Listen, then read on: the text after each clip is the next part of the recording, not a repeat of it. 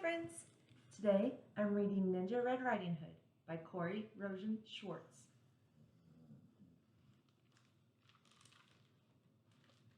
Once upon a ninja-filled time, a wolf couldn't catch any prey. He kept getting licked by the dinner he picked and was growing more ticked by the day.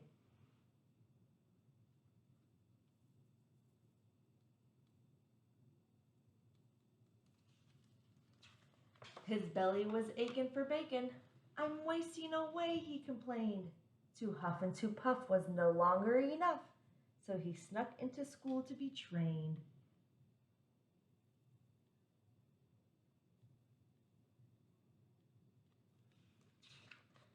He practiced his katas for hours and mastered the whirlwind and wheel.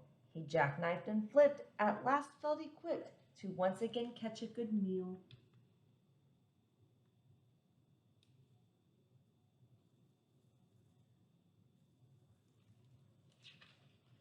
Drooling with anticipation, he set off in search for some meat. While deep in the wood, he met Riding Hood. "I'm bringing my grandma a treat." The wolf licked his chops when he saw her and hastily thought of a plan. "There are blossoms that way. You can pick a bouquet to give to your little old gran."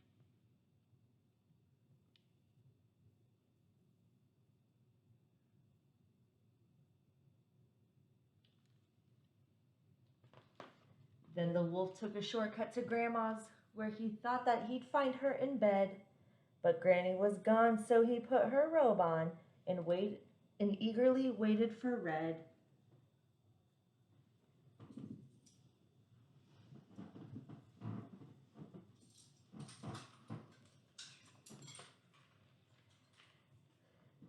Soon after, he heard someone knocking. He called out, "My dear, come on in. Oh, don't you look good in your lovely red hood, but a shame that you've gotten so thin."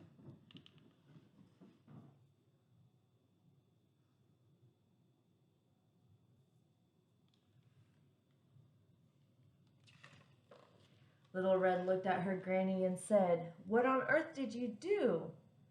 I could swear that your eyes have completely changed size. Hey, Gran, are you sure that it's you?"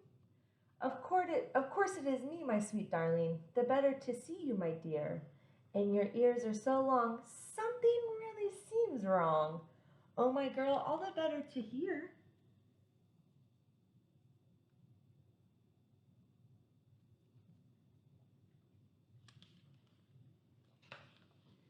"And those biceps, my gosh, they look massive. And your triceps and delts are immense. The better for hugging," her grandma said, shrugging. "Dear Red, that's just plain common sense. And those teeth, they look so much sharper. Why, yes, all the better to chew."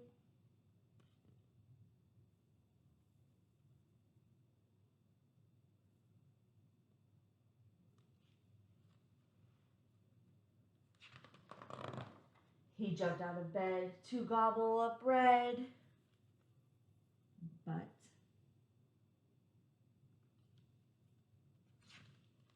she'd gone to ninja school too.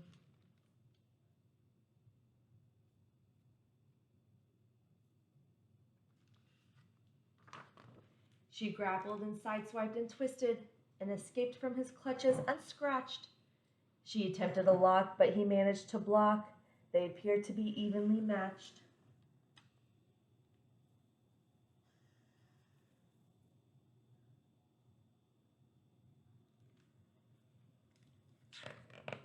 Just then they both heard someone chopping. A woodsman, Red thought, but instead it was Gran and her gi. She had come from Tai Chi. Don't you dare harm a hair on her head.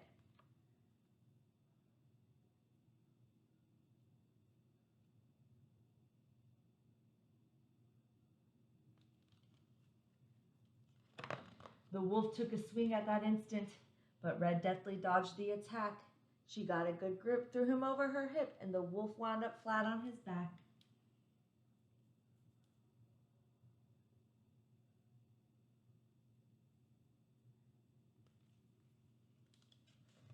"I'll skedaddle," the wolf said in anguish as he struggled back up on his feet. "Just a second, you beast. You will not be released till you promise to give up red meat."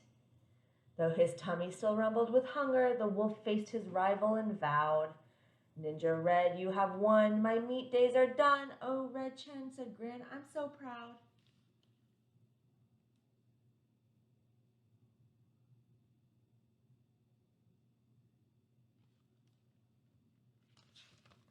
Then Red and the wolf bowed politely, and Gran gave him half her peach pie.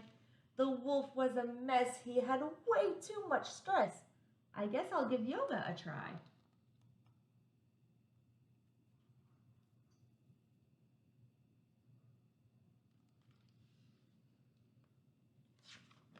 He enrolled at the Downward Dog Center, where his tension began to decrease. He'd studied with yogis, said no to meat yogis, and felt at last truly at peace.